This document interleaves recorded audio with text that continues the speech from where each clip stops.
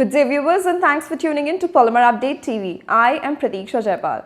In line with the clarion call given by Honorable Prime Minister Narendra Modi ji to phase out single-use plastic items by 2022, Ministry of Environment, Forest and Climate Change, Government of India notified the Plastics Waste Management Amendment Rules 2021 on 12 August 2021. Carrying forward the spirit of Azadi ka Amrit Mahotsava, a defining step to curb pollution caused by littered and unmanaged plastic waste is being taken by the country. To speak on the plastics ban, we are joined by Mr. Jigish Doshi, President, Plastindia Foundation. Mr. Doshi, thank you for speaking with us. Thank you, Pratiksha.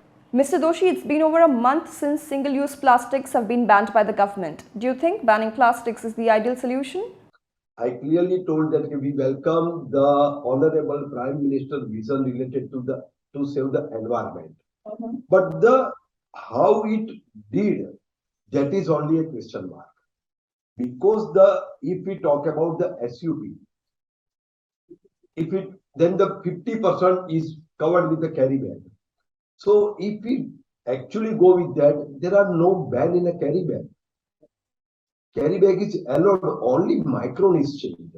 So today it is a 75 micron and tomorrow it will go to 120 micron. So carry bag is not banned, carry bag is allowed, but with the thickness of the 75 micron. Right. Now we talk about the other SUP item. So mainly if we talk about the fork and spoon and plate, etc., which are made out of the injection molding process. That is not a big challenge because when the thickness is more, it is not a single-use plastic. When the thickness is very less, then it is a single-use plastic. So if it is an injection molding article, all these items, it is allowed with the more thickness. So they have to just change the one cavity of the mold. We ask government to give some incentive for the capex because which machinery are not using for the other product, and that factory is going to close down, that machinery is going to zero. Particularly for that factory, government has to give a capital incentive for their survival.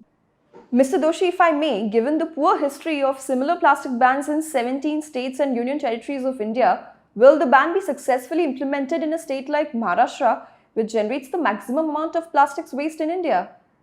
No, I think it is going similarly to all the states. Some state may be a liberal, but yes, everywhere it is the same situation. In Gujarat, in Delhi, in Maharashtra, in southern part of the India, everywhere actually it is the same situation, maybe something plus or minus. I think government is also trying that plastic is a very good material. Plastic is not a bad material. But some product, we have to just stop that product, then overall all the plastic product will be saved. How adversely will this ban affect the growth of the Indian plastics industry, Mr. Doshi? Rightly, I told the 50% of the product is a carry bag and carry bag is not going to ban. 50% product is of all put together items, in particularly injection molded product. It is with the minor change they can use, but particularly for the thermopole and some product of the thermoforming like that. So we ask the government to give them an incentive for the capex because the small industries, majority, the 90% industries in this sector are very small. So it is like a micro industries. So government has to give a capex incentive for them. So then they can survive. Either they can go with some other product or something like that.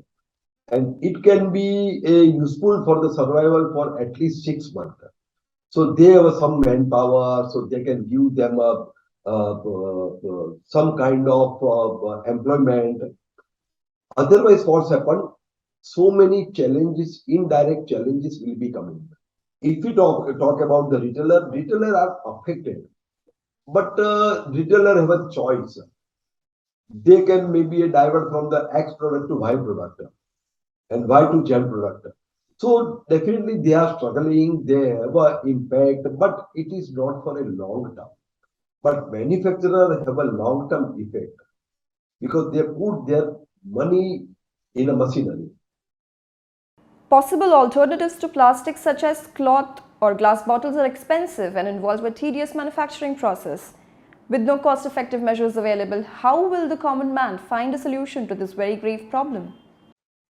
No, you are right. Actually, there are no alternate of plastics. Actually, if we are going to see glass or steel or paper or wood, it is not a solution. It is not an alternative because India is already a shortage of the wood.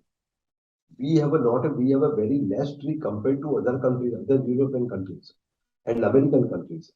So actually, we can't cut tree and we can get a alternate with the wood. It is not a proper solution. Same paper or wood, it is the same thing. Paper is not a right alternative. Secondly, if you go with the steel is a highly energy consumed material. So if we are producing steel, it's a approximately minimum. The we need 100 times more energy. And then everything metal is again a precious minerals. So how can we waste that minerals for these things? So steel is not again a highly energy consumed industries. Glass is again a very high energy consuming industry, and that is again highly breakable.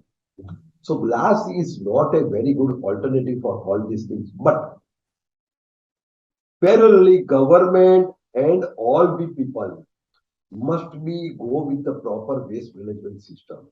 And proper waste management system, if we do it with all these things, with the care, we taking a care about the proper disposal of the things, then actually there are nothing should be banned. If you go in a Europe and North America or any country, nothing is banned.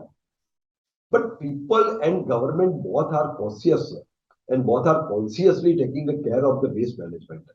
So in India, actually, what we need a proper waste management system. Banning is not a solution. Banning is it's a one type of just we go. Yes, first initially we go with the ban, then we go with the proper waste management system. That is the one way. But second way is go with the proper waste management system, and there are no need to ban.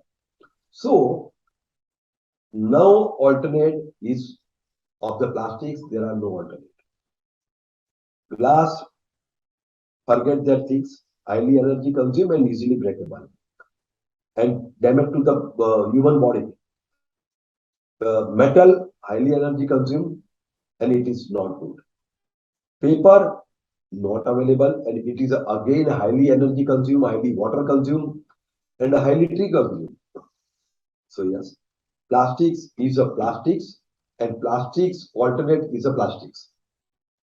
So there are no other alternate, only proper product, proper quality product and proper waste management system. Every product must be reusable and recyclable.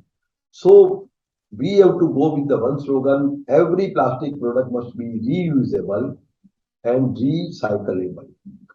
So it is a common things. If we go with the maybe some like a carry bag, if you go in some good shop, like maybe a Raymond, if you go in a Raymond showroom and if you purchase something, then actually what's happened, that carry bag is a more than 120, 150 micron.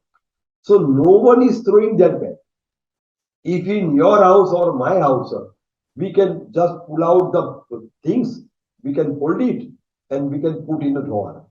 And when we need again, we reuse it. So many times we reuse it and then after we sell it to the scrap wala. So it can be going with the proper waste management system. So every product must be with the some thickness. So it must be with a good thickness.